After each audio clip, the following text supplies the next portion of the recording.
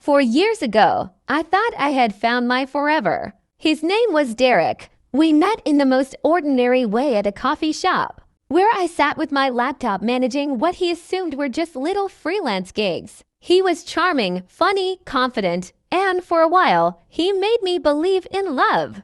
Derek ran a small marketing consultancy and talked constantly about the big contracts he was chasing. He was always dreaming, always reaching. What he never knew was that while he was chasing $5,000 deals, I was quietly building an empire worth billions. I didn't grow up with money. My mother cleaned offices at night and stocked grocery shelves during the day, all so that my siblings and I could eat. Watching her taught me two things: money talks, but wealth whispers. So I learned to whisper. By the time I was 19, I'd bought my first property, then another. Then I invested in tech, manufacturing, real estate. By the time I married Derek, I owned more than $2 billion in assets. But I lived like I earned $30,000 a year. That was how I felt safe. That was how I knew I'd be loved for me, not my bank account. For a long time, Derek never questioned anything.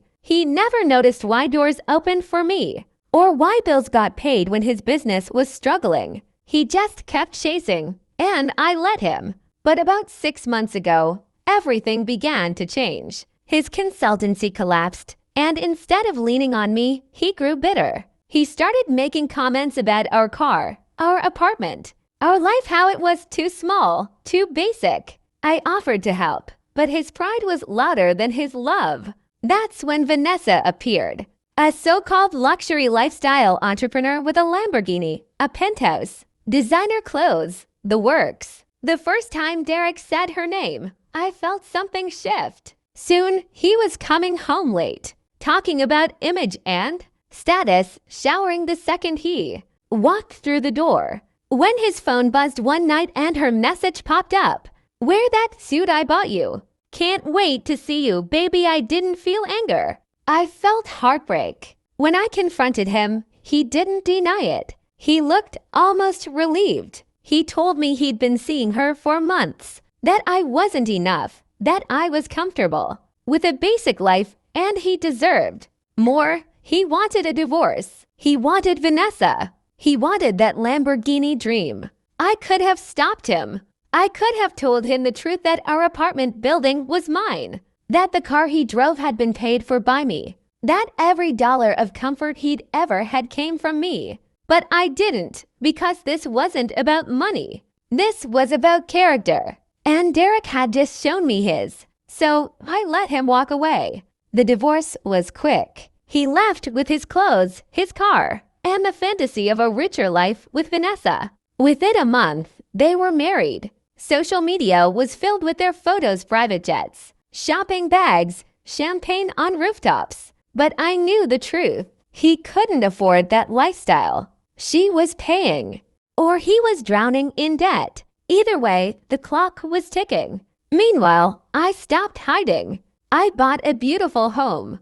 I traveled. I attended galas and business conferences. And 6 months later, I stood on the stage at the Business Excellence Awards, accepting the title of Businesswoman of the Year, finally stepping into the light as the CEO of a $2 billion enterprise. The applause was deafening, but all I could see was Derek's face at the back of the room, pale and frozen. Vanessa's smile cracked like glass. In that moment, the truth hit them like a freight train. The woman Derek had called a failure owned the company that built Vanessa's car, the mall where she shopped, and the building where they lived. After my speech, Derek came to me trembling. "Carla, do you know what I've done?" he whispered. "Do you know what I threw away?" He begged me for another chance, told me he'd made the biggest mistake of his life. But I wasn't the same woman he'd left behind. I told him the truth. You didn't throw away money, Derek. You threw away love. You threw away partnership.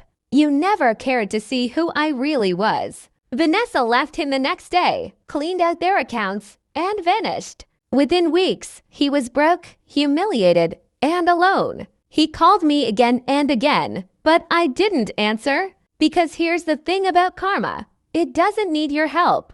It just needs time. Today, Derek is back to running his little consultancy, scrambling to rebuild what he destroyed. And me, I'm free. Free to be myself, free to use my success to create change, and free to finally understand that the right person will love you whether you have $10 or 10 billion. The wrong person will leave you either way. Derek thought he'd found gold with Vanessa, but gold diggers don't stick around when there's no gold to dig. He lost everything. I found myself. And in the end, that's the sweetest revenge of all.